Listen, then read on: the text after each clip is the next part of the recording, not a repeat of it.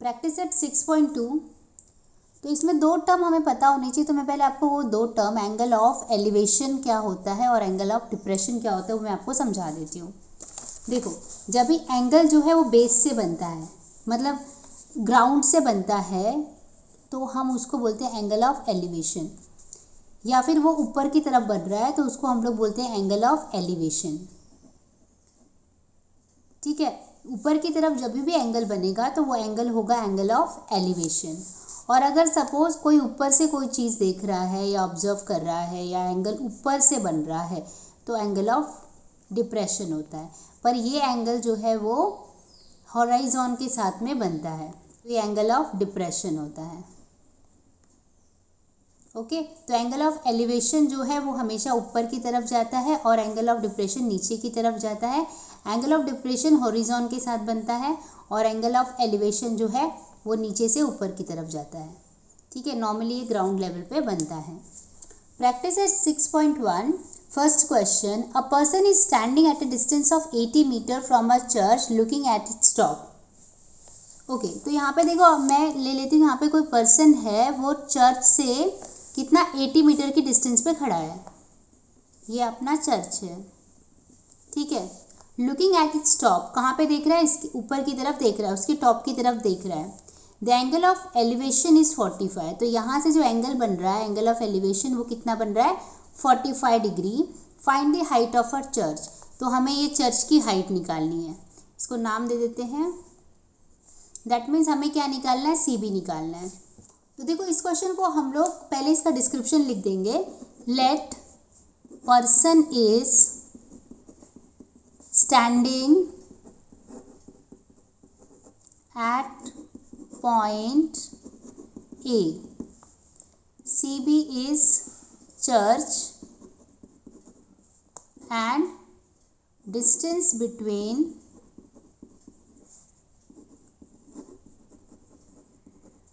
Person and church is A B. ठीक है, तो ये सारा डिस्क्रिप्शन आपको लिखना होगा, इट कैरीज मार्क्स, तो आप ये मिस नहीं कर सकते। अभी देखो हमें क्या निकालना है, हमें निकालना है डिस्टेंस ऑफ सी बी। तो ये हम लोग इजीली कर सकते हैं by using the tan theta ratio. तो हम लिखेंगे टेन थीटा इक्वल टू, क्या होता है tan theta, opposite upon adjacent. तो देखो थीटा क्या है 45, यहाँ पे मैं 45 लिख देती हूँ, 10 45। इसका एडजेसेंट कौन सा साइड होगा, ए बी होगा, सॉरी पहले अपोजिट लिखना था, तो इसका अपोजिट क्या होगा सी बी, और एडजेसेंट क्या होगा ए बी। देखो 10 45 तो हमें पता है 1 होता है, सी बी हमको मालूम ही नहीं है, सी बी तो हमें फाइंड करना है, और ए बी का वैल्यू कितना 80 है, तो मैं सी बी को ऐसे लिख देती हूँ और ए बी की जगह पे 80 डाल देती हूँ। ठीक है, तो सी बी का वैल्यू कितना आ गया 80 metre. Therefore height of the church is 80 metre. Therefore height of church is 80 metre. Question number 2. From the top of lighthouse, an observer looking at a ship makes angle of depression 60 degree. तो देखो हम लोग क्या करते हैं, हम लोग एक यहाँ पे एक लाइट हाउस बना लेते हैं, इसका सपोज नाम रख देते हैं ए बी। अभी ये पर्सन जो है यहाँ से एक शिप को देख रहा है, अभी ये शिप हम लोग यहाँ पे ले लेते हैं सी। तो यहाँ से एक एंगल ऑफ डिप्रेशन बन रहा है। ठीक है, अभी हमने सीखा था एंगल ऑफ डिप्रेशन किसके साथ बनता है, हॉरिजॉन के साथ में। तो ये मतलब यहाँ से आप सीधी लाइन बनाओगे आप, और ये बन रहा है एंगल 60। ठीक है, आगे क्या है, if the height of the lighthouse is 90 metre, तो ये जो लाइट हाउस है मतलब ए बी है, इसका जो हाइट है वो 90 मीटर है। Then find how far the ship is from the lighthouse, तो ये जो शिप है वो लाइट हाउस से कितने डिस्टेंस पे, ये हमको फाइंड करना है, मतलब हमें क्या फाइंड करना है, सी बी फाइंड करना है। तो पहले हम लोग थोड़ा डिस्क्रिप्शन लिख देते हैं। Let A B is lighthouse and C is ship. ठीक है। C B is distance between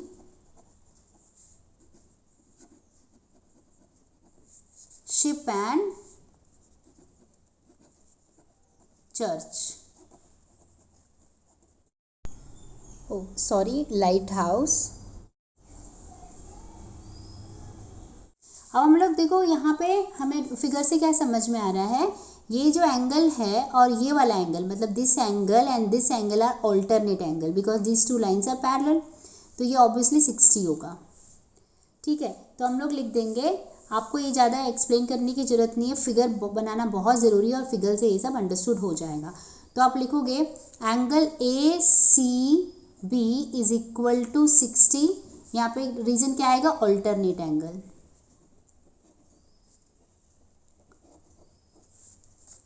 इसको भी हम लोग टेन थीटा से कर सकते हैं, तो हम लिखेंगे टेन थीटा इक्वल टू क्या होता है, अपोजिट अपॉन एडजेसेंट। यहाँ पे 1060 आ जाएगा, 1060 अपोजिट क्या है, ए बी है अपोजिट, और एडजेसेंट क्या है, सी बी, तो हमने यहाँ पे सी बी डाल दिया। 1060 कर देंगे यहाँ पे, और ए बी का वैल्यू हमें पता है 90 है, 90 upon C B, 1060 √3, 90 upon C B. तो देखो सी बी क्या आ जाएगा, C B equal to 90 upon √3। इसको रैशनलाइज कर देंगे, 90 इंटू √3 अपॉन √3 इंटू √3, ये क्या हो जाएगा, 90 इंटू √3 और नीचे सिर्फ 3 आ जाएगा। कट करेंगे, 3 1 जा, 3 3 जा, तो ये हो जाएगा 30 इंटू √3। √3 का वैल्यू हमें ऑलरेडी बताया है 1.73, तो हम लोग √3 की जगह पे 1.73 रख देंगे।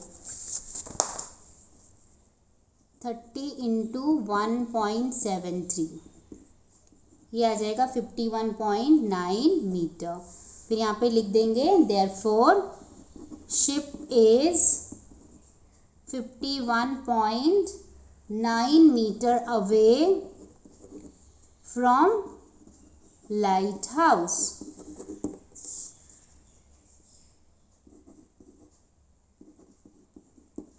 ठीक है। Question number 3, 2 buildings are facing each other on a road of width 12 metre. तो ये देखो, ये 2 बिल्डिंग्स हैं, they are facing each other on a road of with 12 metre. तो इन दोनों के बीच में डिस्टेंस कितना हो गया, 12 मीटर। आगे क्या है, from the top of the first building which is 10 metre high. तो top of the first building, चलो ये ले लेते हैं, which is 10 metre high, the angle of elevation of the top of the second is found to be 60।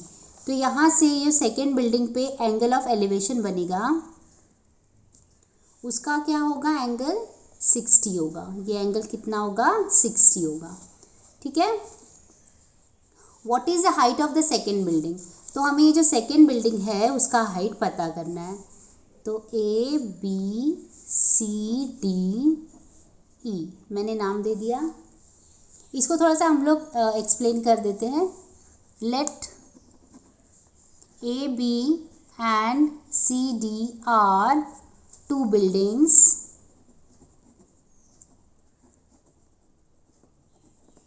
ठीक है, और B C is distance between them, distance between them.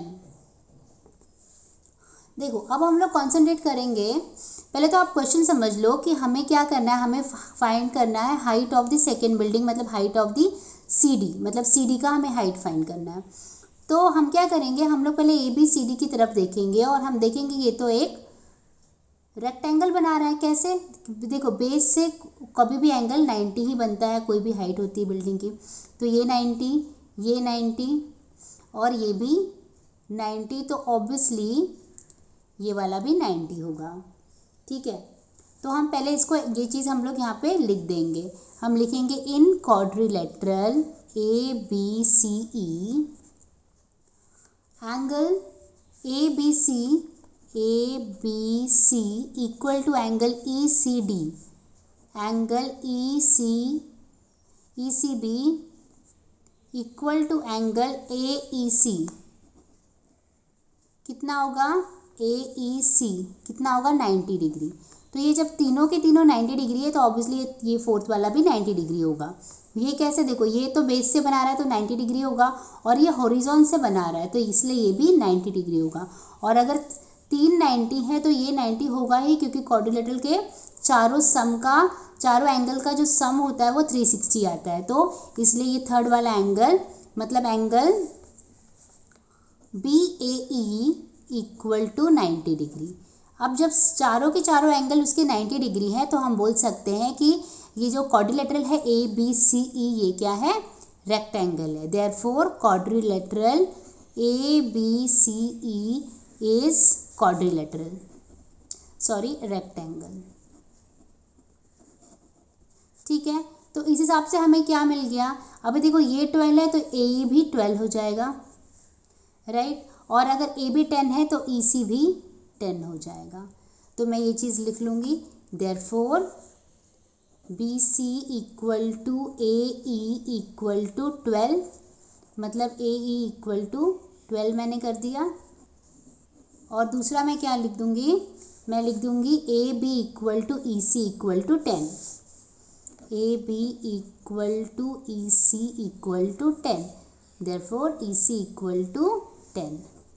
ठीक है, तो देखो अगर हम लोग जो है ऊपर वाला एक ट्रायंगल लेंगे, कौन सा? DEA। ये ट्रायंगल हम लोग ले लेंगे जहाँ पे हम लोग को AE ऑलरेडी पता है, राइट। हमने 12 अभी भी पता किया और ये एंगल भी पता है, एंगल DAE हमें पता है। तो हम लोग यहाँ पे भी tan थीटा लगाएंगे और ये आ जाएगा हमको। हम यहाँ पे लिखेंगे इन ट्रायंगल AED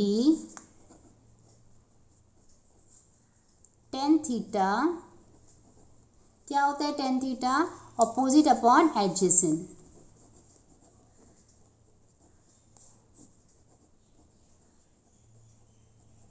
अभी देखो tan थीटा की जगह पे हम क्या रखेंगे? 60 रखेंगे, तो यहाँ पे कर देंगे tan 60। अपोजिट क्या है? DE है तो हमने DE कर दिया। और एडजेसेंट क्या होगा इसका? एडजेसेंट होगा AE, तो यहाँ पे AE लिख देते हैं। tan 60 square root 3। DE का वैल्यू मालूम है क्या? नहीं मालूम, DE नहीं मालूम है, पर हमें AE पता है 12, तो यहाँ पे लिख देंगे DE तो नहीं मालूम और AE है 12, therefore DE equal to square root 3 into 12। Square root 3 का वैल्यू हमें पता है क्या होता है? 1.73 इंटू 12। देखो एग्जाम में अगर ये क्वेश्चन आता है और स्क्वायर रूट 3 का वैल्यू दिया है तो आप रखोगे, अगर नहीं दिया है तो आप डायरेक्टली यहाँ पे अपना आंसर ख़त्म कर सकते हो, आपको फुल मार्क्स मिल जाएंगे। तो इसको जब हम लोग सॉल्व करेंगे तो ये आ जाएगा 20.76। Therefore height of the second building, अभी हम लोगों को क्या पता चला है? हम लोगों को DE पता चला है। देखो हमें पता चला है DE जो कि 20.76 है, पर हाइट ऑफ द बिल्डिंग क्या है? हाइट ऑफ द बिल्डिंग तो पूरा DC है, तो हम क्या करेंगे? DE मतलब 10 प्लस ED मतलब 20.76 करेंगे तो हम लोगों को पूरा बिल्डिंग का हाइट मिल जाएगा। Therefore we will find DC। Therefore height of second building क्या लिखेंगे हम? DE plus EC, DE plus EC। DE हमने निकाला है कितना है? 20.76 और EC हमें पहले से पता था। देखो EC हमें पता था जो कि 10 है, तो 10 कर देंगे और ये आंसर आ जाएगा 30.76 metre. Question number 4, 2 poles of the height 18 meter and 7 meter are erected on the ground. तो जो 2 पोल्स हैं, तो ये 2 मैंने पोल्स बना लिए. 2 poles of the height 18 meter and 7 meter. तो एक का 18 मीटर दे देती हूँ और एक को 7 metre. Are erected on the ground. The length of the wire fastened at their top is 22. तो उनके टॉप से एक वायर गई है और उसका लेंथ कितना है 22. तो मैं इनको ज्वाइन कर देती हूँ, जो कि वायर होगा.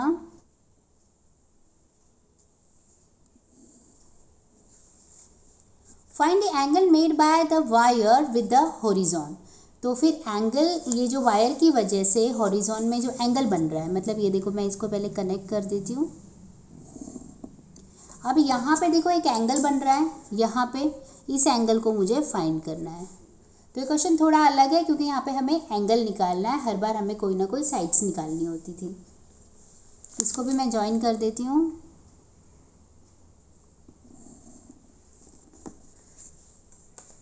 इसको लेबल कर देते हैं A, B, C, D और E. ठीक है. हमें क्या फाइंड करना है? हमें फाइंड करना है ये एंगल. तो पहले हम लोग ये जो क्वाड्रिलेटरल दिख रहा है वो देखेंगे, क्या BCDE. ठीक है. इसका हम डिस्क्रिप्शन लिख देते हैं. हम लिख देंगे let AC and ED are 2 poles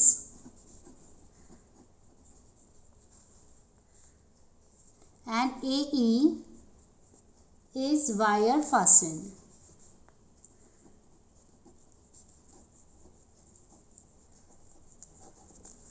ठीक है.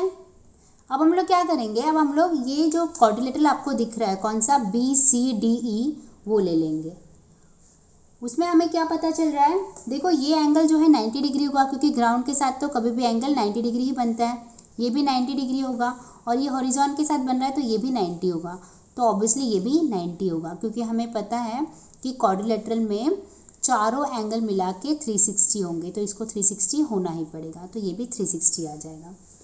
तो हम यहाँ पे लिखेंगे in quadrilateral BCDE angle B equal to angle C equal to angle D equal to 90. Therefore angle BED equal to 90. फिर लिख देंगे therefore quadrilateral BCDE is rectangle. ठीक है. तो हमने प्रूफ कर दिया कि BCDE क्या है? रेक्टेंगल है. तो ये जो ED होगा, ED जो है वो BC के बराबर होगा. राइट. अभी देखो हमें पूरा EC जो है वो 18 दिया हुआ है. मैं इसको जरा अच्छे से लिख देती हूँ.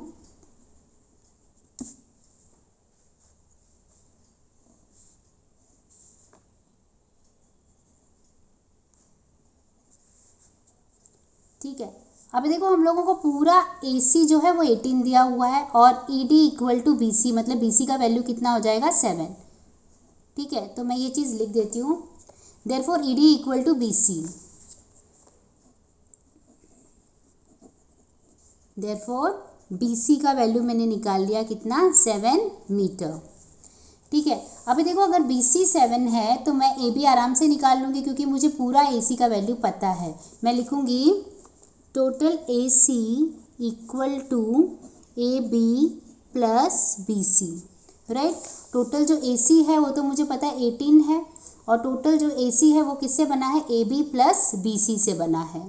तो मैं वैल्यूज़ डाल देती हूँ. यहाँ पे 18, AB तो नहीं मालूम, BC कितना निकाला है मैंने? 7 निकाला है. तो फिर AB कितना हो जाएगा? 11 मीटर. तो हम लोग यहाँ पे लिख देंगे AB को 11 मीटर. अब हम लोग इस ट्रायंगल की तरफ चलेंगे ABE. In triangle ABE sine theta लगाएंगे. Sine theta equal to opposite upon hypotenuse. देखो बहुत सारे बच्चों को ये कन्फ्यूज़न होता है कि सर हमें ये कैसे पता चलेगा कि हमें टेन थीटा कब लगाना है, हमें साइन थीटा कब लगाना है। तो ये पूरा रेशो पे डिपेंड करता है। जो भी साइड आपको फाइंड करना है वो साइड हमारे रेशो में आना चाहिए। फॉर एग्जाम्पल अगर आप साइन थीटा ले रहे हो तो अपोजिट में वो साइड आना चाहिए जो आपको फाइंड करना है, या हाइपोटेनस में, इन दोनों के रेशो में कहीं ना कहीं वो साइड या फिर वो एंगल आना चाहिए जो हमें फाइंड करना है। तो आपको वैसे ही डिसाइड करना पड़ेगा। तो प्रैक्टिस करते करते आपको आ जाएगा। तो साइन थीटा, यहाँ पे साइन थीटा तो हमें पता नहीं है तो हम उसको साइन थीटा ऐसे ही लिख देंगे। अब इस थीटा का अपोजिट क्या है, देखो थीटा का अपोजिट है ए बी, तो मैं यहाँ पे ए बी लिख देती हूँ। और हाइपोटेनस क्या है, ए ई। क्या मुझे ए बी पता है, यस ए बी 11 है और ए ई भी पता है क्योंकि ये तो 22 है, ऑलरेडी दिया हुआ था, राइट। तो हम लोग इसको यहाँ पे लिख देते हैं 11/22, ठीक है। तो ये कट जाएगा,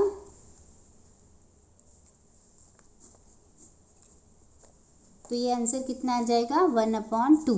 देखो ये 22 अगर आप कैसे आया आपको नहीं समझ रहा है तो मैं आपको बता देती हूँ। देखो यहाँ पे लिखा है the length of the wire fasten eight there top is 22।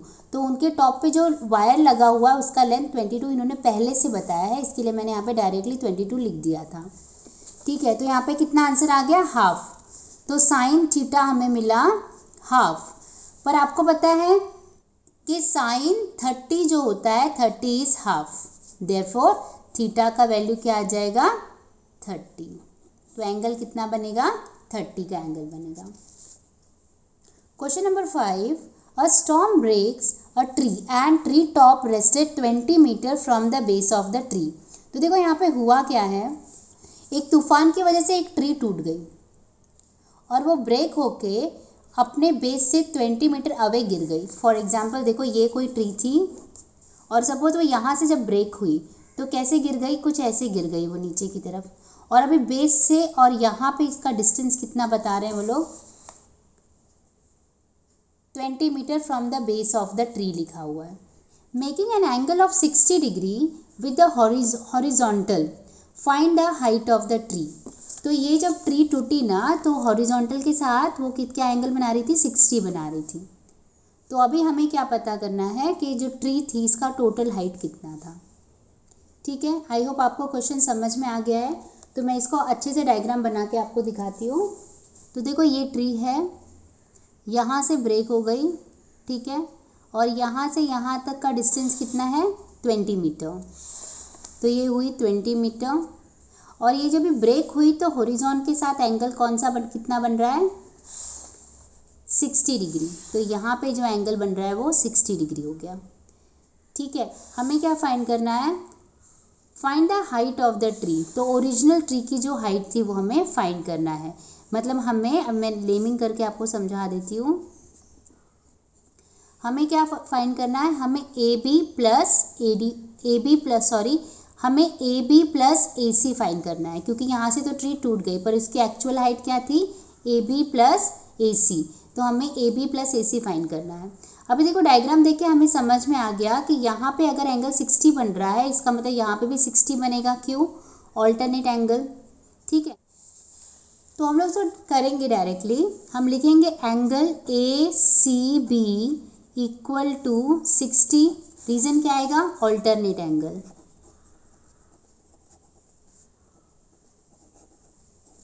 ठीक है। तो हम लोग क्या करेंगे, यहाँ पे टेन थीटा लगा के पहले ए बी का वैल्यू फाइंड कर लेंगे। तो हम लिखेंगे tan theta equal to opposite upon adjacent. तो ऑपोजिट क्या है, देखो थीटा का अपोजिट ए बी है और एडजेसेंट क्या है, एडजेसेंट है बी सी।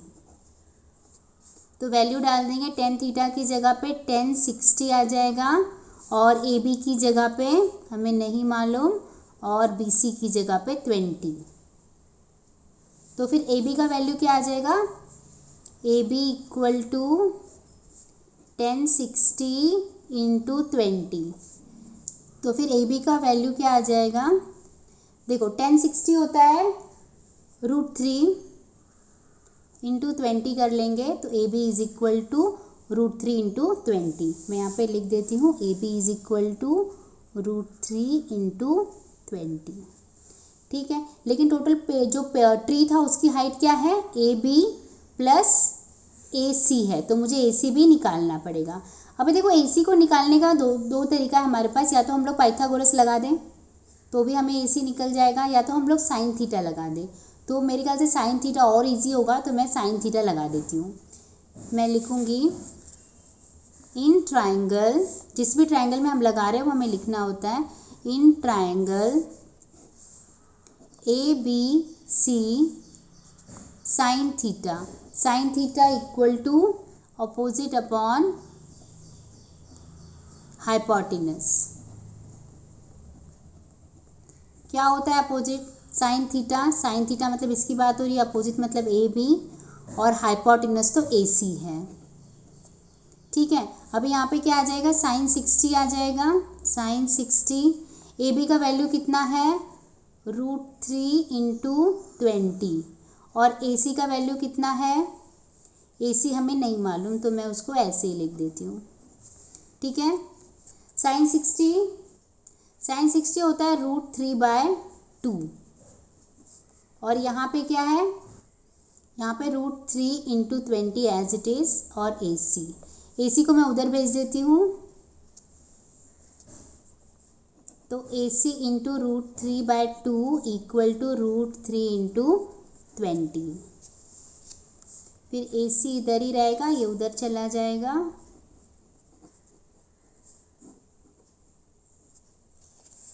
तो देखो यहाँ पे √3 कैंसिल हो जाएगा, और हमें क्या मिलेगा, ए सी इक्वल टू 40 मीटर। तो हमने फाइनली ए सी भी निकाल लिया है, कितना आया ए सी हमको, 40 मीटर। तो total length of the tree is equal to √3 into 20 plus 40। हम यहाँ पे लिखेंगे therefore total height of tree equal to A B plus A C, A B plus A C. A B का वैल्यू √3 इंटू 20, और ए सी का value हमने निकाला है, और ए सी इज़ 40, तो ये 40 हो जाएगा। तो 40 plus √3 into 20 metre is answer. Question number 6, a kite is flying at a height of 60 metre above the ground. तो एक काइट है, देखो यहाँ पे कोई तो एक काइट है, वो काइट ग्राउंड लेवल से, मैं एक लाइन बना देती हूँ, ग्राउंड लेवल से 60 मीटर अवे फ्लाई कर रही है, 60 मीटर अवे वो काइट जो है वो फ्लाई कर रही है। आगे क्या है, the string attach to the kite is tied at the ground. तो ये जो काइट है उससे एक स्ट्रिंग जुड़ी हुई है, और वो कहाँ पे अटैच है, ग्राउंड लेवल पे। तो मैं उसको भी ज्वाइन कर देती हूँ। Assuming that the string is a straight, find the length of the string. तो हमें क्या करना है, हमें ये जो लेंथ है, मैं इसका नेमिंग कर देती हूँ, ए बी सी, हमें ए सी का लेंथ फाइंड करना है। यहाँ पे देखो हमें एंगल भी दिया है, the string attach to the kite is tied to the ground, it makes an angle of 60। तो ये जो पतंग से यहाँ पे जो रस्सी बंधी हुई है, ये कौन सा एंगल बना रहा है, 60 डिग्री बना रहा है। ठीक है, हमें क्या फाइंड करना है, हमें ए सी फाइंड करना है, कि स्ट्रिंग का जो लेंथ है वो कितना है। थोड़ा सा इसका हम लोग डिस्क्रिप्शन लिख देते हैं। Let A is kite, and A B is length of kite from ground. ठीक है, अब हम लोग इसमें क्या लगाएंगे, इसमें हम लोगों को क्या फाइंड करना है पहले देखते हैं। फाइंड तो हमें ए सी करना है, ठीक है, ये तो 90 डिग्री बनेगा ही। अभी देखो AC करना है तो फिर टेन थीटा का तो लगा के फ़ायदा नहीं, क्योंकि हमें AC फाइंड करना है। तो कभी भी AC मतलब क्या है, यहाँ पे हाइपोटेनस है, तो हाइपोटेनस किस में आता है, साइन थीटा में आता है, इसलिए हम लोग यहाँ पे साइन थीटा लगाएंगे। तो हम लिखेंगे sine theta equal to opposite upon hypotenuse. तो हम लोग यहाँ पे साइन थीटा लगाएंगे, sine theta is equal to opposite upon hypotenuse. Angle हमारा 60 है, इसका अपोजिट क्या है, AB। तो मैं यहाँ पे लिख दूंगी sine 60 is equal to AB upon hypotenuse, मतलब AC लिख देंगे हम लोग, AC। अभी देखो साइन 60 क्या होता है, √3/2 होता है, √3/2। AB हम लोगों को मालूम है क्या, AB हमें 60 मीटर दिया हुआ है, तो यहाँ पे 60 रख लेंगे, और AC तो हमें नहीं मालूम। ठीक है, AC उधर चला जाएगा, AC इंटू √3/2 इक्वल टू 60। तो फिर AC का वैल्यू क्या आ जाएगा, AC equal to 60 into 2 upon √3। √3 को रैशनलाइज कर देंगे, 60 इंटू 2 इंटू √3 अपॉन √3 इंटू √3। तो ये क्या हो जाएगा, ये 120 इंटू √3 हो जाएगा, और नीचे 3 बचेगा, कट कर देंगे, तो ये बनेगा 40 इंटू √3। अभी √3 का वैल्यू देखो यहाँ पे दिया हुआ है हमको 1.73, तो 40 into 1.73 which is equal to 69.20 metre. तो हमें स्ट्रिंग का लेंथ मिल गया, therefore length of the string is equal to 69.20। Therefore length of string equal to 69.20 metre.